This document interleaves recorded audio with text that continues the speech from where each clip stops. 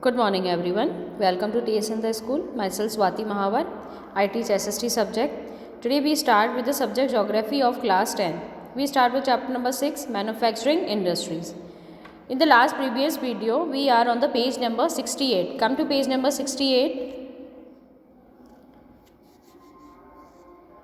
While spinning continues to be centralized in Maharashtra, Gujarat and Tamil Nadu, weaving is highly decentralized to provide scope for incorporating traditional skills and designs of weaving in cotton, silk, zari, embroidery, etc. हम लोग class previous video के अंदर cotton textile के अंदर पढ़ रहे थे और कॉटन टेक्सटाइल के अंदर हमने पढ़ा था कि महाराष्ट्र और गुजरात में सबसे पहले वहाँ पर कॉटन टेक्सटाइल इंडस्ट्री सेटअप की गई थी और सबसे पहले वहीं पर प्रोडक्शन स्टार्ट किया गया था। उसके बाद में तमिलनाडु, महाराष्ट्र, गुजरात और तमिलनाडु ये तीन एरियाज़ ऐसे थे जहाँ पर सबसे ज़्यादा इन ट्रेडिशनल स्किल्स वहाँ पर स्टार्ट हो गए थे। यानी कि कॉटन के अंदर ही उन्होंने अलग अलग अपने ट्रेडिशन के अकॉर्डिंग वहाँ पर वैरायटी उन्होंने स्टार्ट कर दी, जैसे कि कॉटन, सिल्क, जरी, एम्ब्रॉयडरी। तो ये सारी चीज़ें ट्रेडिशनल के अकॉर्डिंग अपने स्टेट के अकॉर्डिंग लोगों ने वहाँ पर उस टेक्सटाइल के अंदर उन्होंने शुरू कर दी थी। India has world class production in spinning. सबसे वर्ल्ड क्लास जो प्रोडक्शन है इंडिया का वो किस में है? स्पिनिंग के अंदर। But weaving supplies low quality of fabric as it can not use much of high quality yarn produce in the country. Weaving is done by handloom, powerloom and mills. जो weaving होती है वो किससे बनाई जाती है? कपड़े जो बनाए जाते हैं, बुने जाते हैं, वो किससे बनाए जाते हैं? हैंडलूम मशीन से, पावर मशीन से। तो इसकी वजह से उनकी क्वालिटी इतनी अच्छी नहीं है कि वो दूसरे इंटरनेशनल लेवल के जो ब्रांड होते हैं, जो प्रोडक्ट होते हैं, उनको कम्पीट कर सकें। The hand spin khadi provide large scale employment to weavers in their homes as a cottage industry. जो खादी जो बनाया जाता था वो कॉटेज लेवल पे बनाया जाता था, कॉटेज इंडस्ट्रीज़ के लेवल पे बनाया जाता था और लोग अपने घरों के अंदर ही कॉटेज इंडस्ट्रीज़ के अंदर ही वो लोग खादी को बनाते थे। See figure 4.2 India production of fabric in India. Mill sector का जो प्रोडक्शन है वो 2009 to 10 में कितना है? 3.3% और 10 to 11 में कितना है? 3.5%। पावर लूम्स का कितना है? 84.1% इन 2009 to 10 एंड 10 to 11 में 84.1%। हैंडलूम्स जो हैं हाथ से बनाई हुई में जो मशीन्स है वो 2009 to 10 में 11.3% और 10 to 11 में 11.1%। अदर्स जो हैं वो 1.3% 2009 to 10 में और 10 to 11 में 1.3%। जो इंक्रीमेंट हो रहा है वो किस में हो रहा है? मील सेक्टर के अंदर, वो भी ज़्यादा नहीं हो रहा है, और हैंडलूम्स के अंदर। Now 90% of the weaving, cutting and processing is in decentralised sector. यानी वीविंग कटिंग जो होता है वो अलग अलग लेवल पे किया जाता है। India export yarn too. अब हमारा जो यार्न है, हमारा जो कपड़ा है वो कहाँ भेजा जाता है? जापान।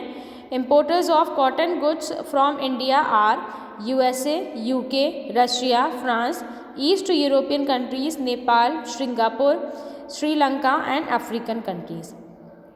ये कंट्रीज़ ऐसे हैं जो इंडिया से इंपोर्ट करते हैं कॉटन को अपने कंट्रीज़ के अंदर। ठीक है। Now come to the page number 69। See this map. इस मैप के अंदर क्या दे रखा है? Cotton textile industry, woollen industry और सिल्क इंडस्ट्री। आप लोगों को पॉलिटिकल मैप ऑफ इंडिया के अंदर ये सारी इंडस्ट्रीज़ लोकेट करनी है। सी जो ब्लैक कलर का सर्किल है वो तो क्या है? Cotton industry. जैसे कि ये जो मुरादाबाद है, ये मुरादाबाद के अंदर क्या है? ब्लैक सर्किल है, फील्ड सर्किल है, तो ये क्या हो गया? कॉटन इंडस्ट्री के अंदर आ जाएगा। ठीक है। जो वुलन टेक्सटाइल इंडस्ट्री के अंदर क्या है? जो ये रेड कलर का क्वाड्रिलेटरल है, ये क्वाड्रिलेटरल किसके अंदर आ जाएगा? Woollen textile industry. क्या है ये? जैसे कानपुर है, ये जो क्वाड्रिलेटरल रेड कलर का ये क्या है? कानपुर है। ठीक है। ये मिर्ज़ापुर, ये रेड कलर का क्वाड्रिलेटरल है, तो ये किसके अंदर आ जाएगा? वुलन इंडस्ट्रीज़ के अंदर। अब जो ये दो स्क्वायर के अंदर एक और स्क्वायर है, ये क्या है? सिल्क टेक्सटाइल इंडस्ट्रीज़ है। जैसे कि हम इसकी बात करते हैं बेलगावी के अंदर क्या है? ये कौन सी इंडस्ट्रीज़ हैं? ये सिल्क इंडस्ट्री। मैसूरू के अंदर ये वाला जो सिंबल है ये क्या शो कर रहा है? Silk textile industry. क्लियर? तो आप लोगों को इसमें इंडस्ट्रीज़ लर्न करनी है कि कौन सी इंडस्ट्रीज़ कहाँ पर है। एरियाज़ आपको लर्न करने हैं, सिटी लर्न करनी है, किस सिटी के अंदर कौन से इंडस्ट्रीज़ हैं। Now come to the next page, page number 70। India has the second largest install capacity of spindles in the world. Second largest number पे स्पिंडल्स कहाँ आते हैं, इंडिया के अंदर आते हैं with 43.13 million spindles after China, China के बाद में। Since the mid 18 the spinning sector has receive a lot of attention. 18th century थी, उसके बाद में क्या हुआ, धीरे धीरे स्पिनिंग सेक्टर के अंदर बूम आया और धीरे धीरे लोगों का अटेंशन उस पर बढ़ता गया।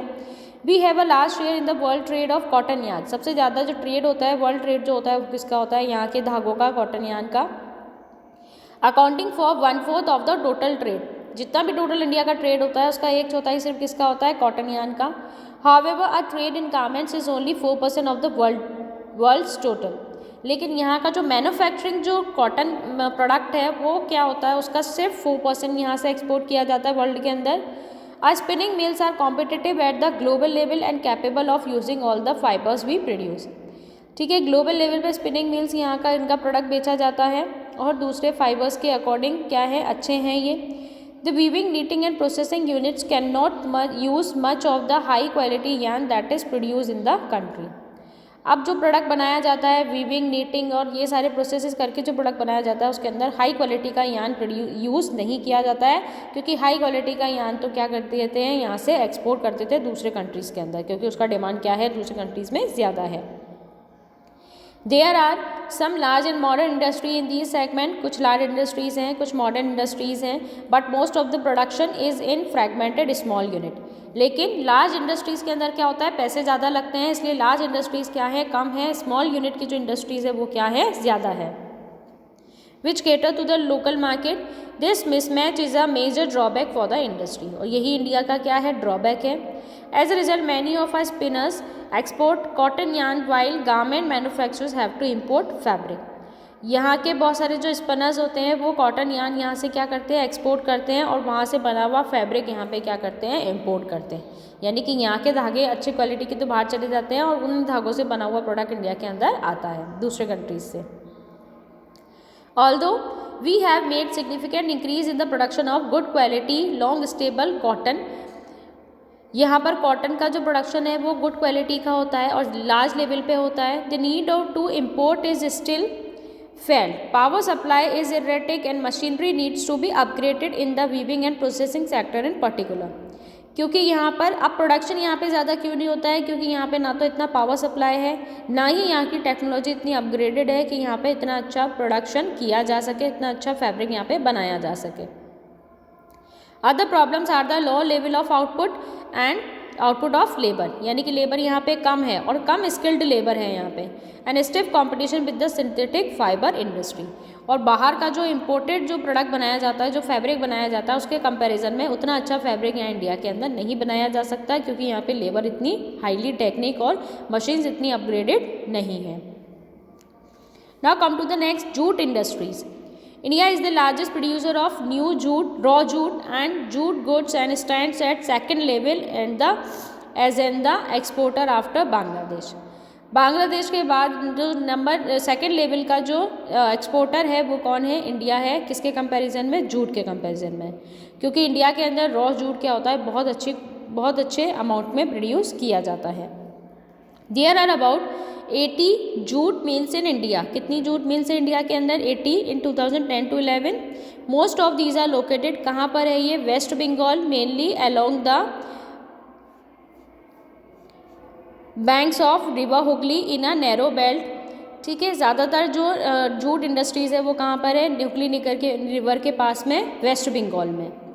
Factors responsible for the location in the Hooghly basin are. अब क्यों हुगली बेसिन के पास में ज़्यादातर इंडस्ट्री सेटअप है जूट की, proximity of the jute producing area, climate यहाँ का सूटेबल है, सॉइल यहाँ का सूटेबल है प्रोडक्शन करने के लिए। इनएक्सपेंसिव वाटर ट्रांसपोर्ट सस्ता है, supported by a good network of railways, roadways and waterways. तीनों वेज यहाँ पे इजीली अवेलेबल हैं। To facilitate movement of raw material to the mills, abundant water for processing raw jute. बहुत ज़्यादा amount में पानी है, मतलब जितना पानी रॉ जूट को बनाने में चाहिए होता है उतना पानी यहाँ पर अवेलेबल है। रॉ मटेरियल को तीनों वेज से इजीली मील्स तक पहुँचाया जा सकता है। चीप लेबर यहाँ पर है वेस्ट बंगाल की, और बिहार, उड़ीसा और उत्तर प्रदेश, इन 3 स्टेट से भी यहाँ पे लेबर लाई जाती है जो क्या है, चीप है, सस्ती है। Kolkata as a large urban centre provide banking, insurance and port facility for export of jute material. अब जो इंफ्रास्ट्रक्चर जो चाहिए होता है जूट मटेरियल के लिए, जैसे कि बैंकिंग, इंश्योरेंस, वो कहाँ से मिल जाता है? कोलकाता से मिल जाता है। In 2010 to 11, the jute industry was supporting 3.7 lakh workers directly and another 40 lakh small and marginal farmers. 2010 to 11 के अंदर 3.7 वर्कर्स तो डायरेक्टली यहाँ पे काम करते हैं और इनडायरेक्टली कैसे ना कैसे जो रिलेट हैं वो कितने हैं? 40 lakh small and marginal farmers who were engage in the cultivation of jute and mesta. Jute और मेस्टा जो बनाने का काम करते हैं वो कितने हैं? 40 lakh farmers. Many more people are associated, और दूसरा जो इंफ्रास्ट्रक्चर है, जो सर्विस सेक्टर है, इस तरीके से बहुत सारे लोग इससे जुड़े हुए हैं। Next challenges face by the industry include stiff competition in the international market from synthetic substitute and from other competitors like Bangladesh, Brazil, Philippines, Egypt and Thailand. अब चैलेंजेस तो हैं इंडियन इंडस्ट्रीज़ के सामने, क्योंकि बहुत सारे इंडस्ट्रीज़ जो हैं वो जूट का सब्स्टिट्यूट वहाँ पर वर्ल्ड मार्केट के अंदर सेल करते हैं, इंटरनेशनल मार्केट के अंदर सेल करते हैं। कौन कौन से कंट्रीज़ हैं जो इसका सब्स्टिट्यूट यानी कि जूट की जगह पे कोई दूसरा जो प्रोडक्ट यूज़ किया जा सकता है, जो दूसरा सिंथेटिक फाइबर जो यूज़ किया जा सकता है, वो अवेलेबल कौन कौन कराता है? बांग्लादेश, ब्राज़ील, फिलीपीन, इजिप्ट और Thailand. However, the international demand has been on the increase due to the government policy of mandatory use of jute packaging. अब जो इंटरनल डिमांड है, यानी कि इंडिया के अंदर जो डिमांड है वो क्या है? ज़्यादा है, क्योंकि गवर्नमेंट ने सबसे ज़्यादा जो यूज़ बता रखा है वो इंडिया के अंदर वो किसका बता रखा है? जूट प्रोडक्ट्स का बता रखा है। जैसे कि प्लास्टिक का यहाँ पर बैन है, जो यूज़ किए जाते हैं पैकिंग के अंदर, जो यूज़ किए जाते हैं पॉलीपैक्स जो यूज़ किए जाते हैं वो ज़्यादातर किसके बने हुए होते हैं? जूट के बने हुए होते हैं। इसलिए इंटरनल डिमांड जो है, डोमेस्टिक डिमांड जो है जूट की, वो क्या है? ज़्यादा है। To stimulate demand the products need to be diversified. अब डिमांड के लिए प्रोडक्ट ज़्यादा से ज़्यादा बनाया जाता है। In 2005 national jute policy was formulated with the objective of increasing productivity. 2005 के अंदर पॉलिसी बनाई गई नेशनल जूट पॉलिसी, ताकि इंक्रीज़ किया जा सके प्रोडक्टिविटी, इम्प्रूव किया जा सके क्वालिटी और गुड के प्राइसेस कम किए जा सके to the jute farmers and enhancing the yield per hectare. ठीक है, ताकि यहाँ पे जूट का क्वालिटी अच्छा बनाया जा सके, फार्मर्स जो जूट का प्रोडक्शन कर रहे हैं, रॉ जूट जो अवेलेबल करा रहे हैं, उनको अच्छा पैसा दिया जा सके और पर यील्ड का प्रोडक्टिविटी बढ़ाया जा सके। तो ये सारी चीज़ों पर ध्यान देने के लिए 2005 के अंदर क्या बनाई गई? नेशनल जूट पॉलिसी बनाई गई। द मेन मार्केट आर, अब मेन मार्केट जहाँ बिकता है जूट वो कौन कौन से है? USA, Canada, Russia, United Arab Republic, UK and Australia. The growing global concern for environment-friendly biodegradable material has once again opened the opportunity for jute product. अब जूट प्रोडक्ट क्या है? इको फ्रेंडली है, इससे हमारे एनवायरनमेंट को किसी भी तरह का कोई भी नुकसान नहीं होता है। इसलिए गवर्नमेंट सबसे ज़्यादा एम्फेसिस किस पे देती है? जूट के यूज़ के ऊपर देती है कि आप पॉलीबैग्स तो बंद कर दो, प्लास्टिक का यूज़ बंद कर दो, जूट का यूज़ आप क्या कर दो? शुरू कर दो और ज़्यादा करो। Clear to you?